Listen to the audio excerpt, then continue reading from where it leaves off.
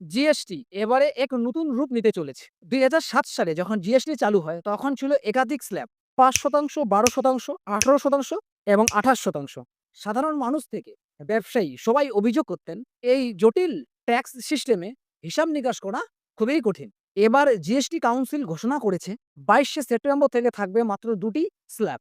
৫% আর ১৮%, মানে ১২% ও ২৮% পুরোপুরি বাতিল।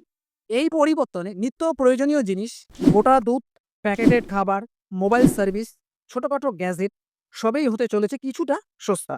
আর বিশালবহুল গাড়ি, সিগারেট বা হাই এন্ড সার্ভিস অতিরিক্ত ২৮% ট্যাক্সের বোঝা থাকবে না। ফলে অনেক ক্ষেত্রে দাম কমবে। ব্যবসায়ীদের জন্য একটা বড় স্বস্তি। আগে জটিল কমপ্লায়েন্সে ছোট ব্যবসার মালিকরা সমস্যায় পড়তেন। এখন মাত্র ২ টি স্ল্যাব থাকায় হিসাব নিকাশ সহজ হবে। ক্যাশ ফ্লো বাড়বে আর অনলাইন ফাইলিংও আরো স্মার্ট হবে। সরকারের আশা এই পদক্ষেপে খরচ বাড়বে, মার্কেট সচল হবে আর অর্থনৈতিক শক্তিশালী আরো বাড়বে। তবে প্রশ্ন একটাই, এই রিফর্ম কি সত্যিই সাধারণ মানুষের জন্য স্বস্তি দেবে? নাকি সরকারের আয়ের নতুন কৌশল? আপনার মতামত কি? কমেন্ট বক্সে জানাবেন।